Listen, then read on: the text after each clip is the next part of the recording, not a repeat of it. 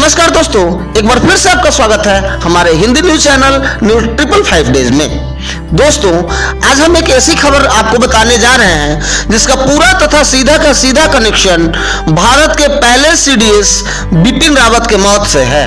दोस्तों, आपको पता होगा कि भारत के पहले सीडीएस बिपिन रावत की मृत्यु तमिलनाडु के कुन्नूर में हेलीकॉप्टर दुर्घटना में दिन बुधवार को 8 दिसंबर 2021 को हो गई।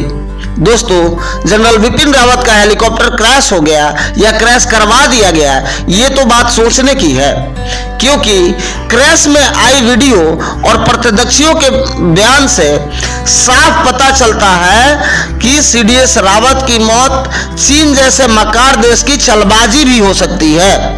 दोस्तों, भारत के रक्षा मामलों के विशेषज्ञ ब्रह्मा चेलानी ने ट्वीट कर रावत के मौत में चीन का हाथ होने की बात बताई है तथा शक जाहिर किया है। जानते हैं पूरी घटना को विस्तार से, लेकिन अभी तक आपने हमारे चैनल को सब्सक्राइब नहीं किया है तो सब्सक्राइब कर बेल आइकन को प्रेस करें, जिससे रेगुलर न्यूज अपडेट आपको मिलती रहे।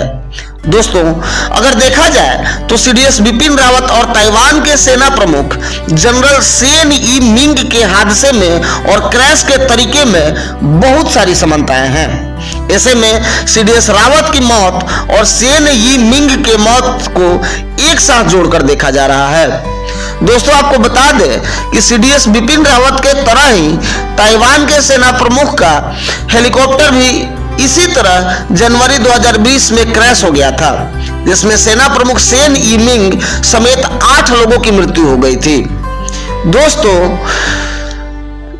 जनरल बिपिन रावत के समान सेन ई मिंग भी चीन विरोधी थे और वे चाइना के खिलाफ खुलकर बोलते थे। ऐसे में चीन और ताइवान के बीच बढ़ते खतरों और युद्ध के माहौल के बीच चीन का हाथ बताया जा रहा था तथा कहा गया कि जनरल मिंग के हत्या में तथा हेलीकॉप्टर क्रैश में चीन का हाथ है।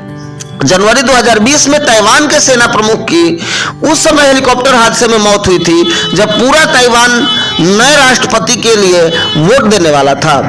इस हादसे में chief of general staff Sen E Ming और 7 अन्य वरिष्ठ ऑफिसर की मौत हो गई थी।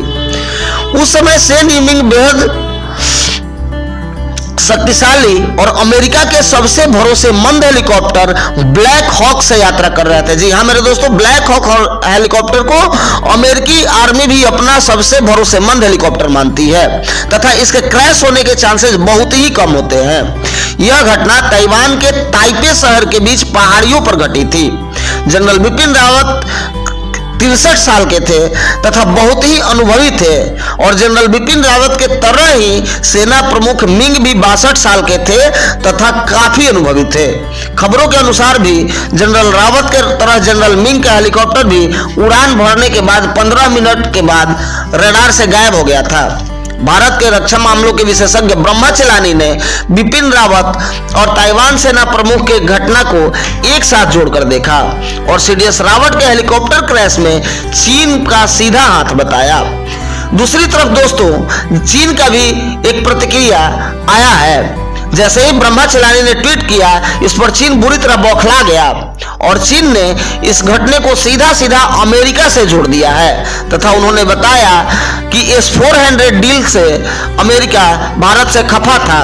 हो सकता है कि अमेरिका ने ऐसी करतूती की हो, लेकिन दोस्तों, छोड़ के दाढ़ी में तिनका होता है और चीन के बातों से साफ साफ पता चल रहा है। दोस्तों, चीन भूतकाल में भी ऐसी बहुत सी घटनाओं में शामिल रहा है जहां उसने जिस भी ऑफिसर से उसको डर लगता है या खतरा महसूस होता है उस पर व्यक्तिगत हमले करवाता है।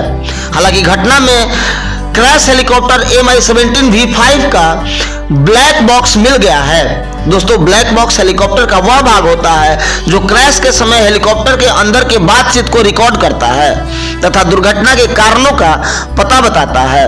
अब जांच के बाद ही ये पता चल पाएगा कि भारत के पहले सीडीएस बिपिन रावत की मौत कैसे हुई। हालांकि दोस्तों, हाल ही में जनरल रावत ने भी चीन के खिलाफ बयान दिया था, जिसके बाद चीन बुरी तरह बौखला गया था। ऐसे में चीन के किसी भी साजिश से इनकार नहीं किया जा सकता। हेलीकॉप्टर क्रैश का जो वीडियो सामने आया है उसमें जनरल रावत का हेलीकॉप्टर सीधा धुंध और कोहरे के बीच में जाता हुआ दिख रहा है। लेकिन आमतौर पर कोई भी पायलट ऐसे मौसम या ऐसे जगह पर हेलीकॉप्टर को ले जाने से पहले ही मोड़ लेता है तथा जाने से बचता है।